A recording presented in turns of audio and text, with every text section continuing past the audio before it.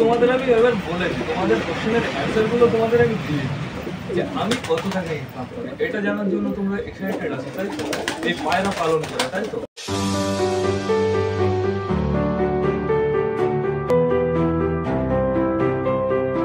তো নতুন একটা দিনে নতুন একটা ব্লগে সকলকে জানাই আরও একবার স্বাগতম আমার চ্যানেলে। তো কেমন আছো তোমরা সবাই? আশা করি সবাই ভালো আছো গাইজ। তো আমি চলে এসেছি, এখন বেজে গেছে সকাল 9:30 গাইজ, অলমোস্ট গাইজ 10টা বাজতে গেল। ওয়েদারটার অবস্থা দেখেছো, এখনও গাইজ রোদ ওঠেনি, সূর্যমাকে দেখাই যাচ্ছে না, উপর থেকে আরও কুয়াশা দেখা যাচ্ছে আর হাওয়া দেখা যাচ্ছে গাইজ। তো কালকে আমি রাত্রে শুয়ে শুয়ে ফোন টিপছিলাম, তখন হঠাৎ একটা কমেন্ট আসলো যে দাদা তুমি পায়রা পালন করে তুমি মাসে কত টাকা ইনকাম করো, তোমার মাসের শেষে কত টাকা থাকে।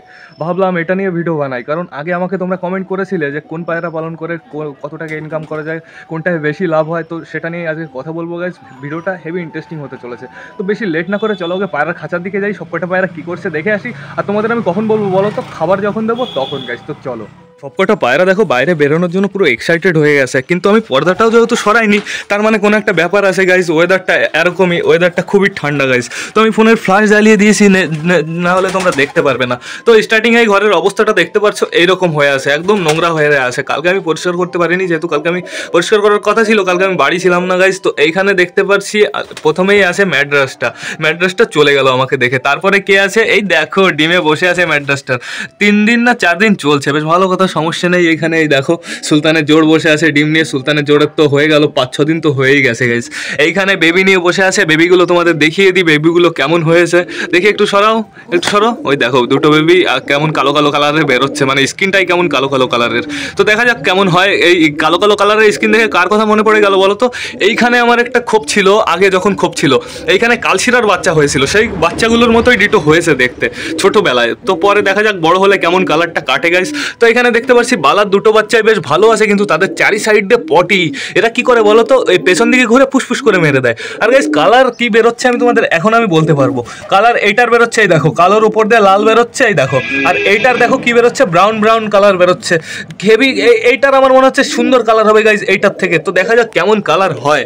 এইবার চলে যাব আমরা, এই দেখো কালিন্দি বসে আছে ডিমে। এদের বাচ্চা যে কবে ফুটবে গাইজ, সেইটার অপেক্ষায় আছি আমরা, যে এদের বাচ্চা কবে ফুটবে।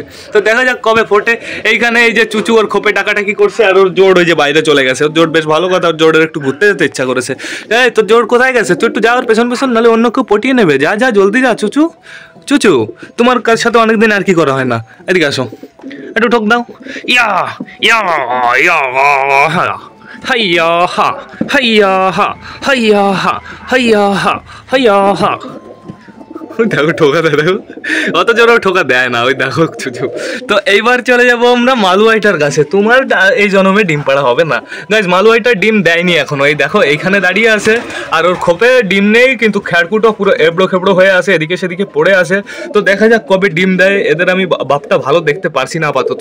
এইখানে চীনা দেখো কি সুন্দর ডিমে বসে আছে, কি সুন্দর ডিম তা দিচ্ছে। কিরকম ভাবে ডিমটা জড়িয়ে ধরে রেখেছে তোমরা জাস্ট সেইটা দেখো। চীনাটা পুরো প্রপার ট্রেনিং হয়ে গেছে, যেহেতু আর আগে 2বার বাচ্চা হয়েছে, একবার হলো, তার আগে আর একটা হয়েছিল সিঙ্গেল। বেশ ভালো কথা, সমস্যা নেই, থাকো। এইবার চলে যাব আমরা দেশির কাছে। দেশি কি করছে রে বাবা? ডিম নিয়ে বসে আছে।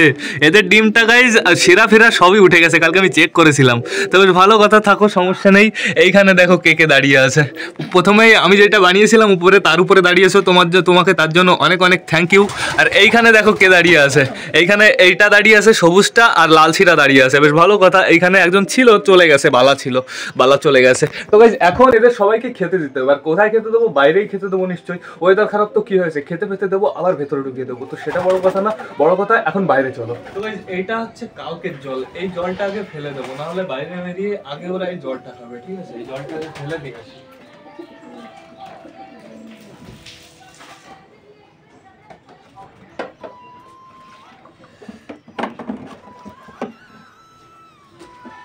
এবার তাবুটাও খুলতে হবে।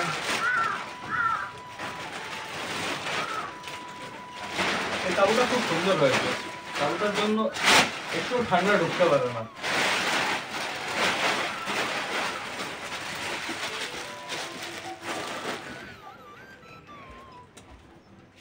আজা। তো এখন সবকটাকে ছেড়ে দেবো। 1 2 3 আজা। আট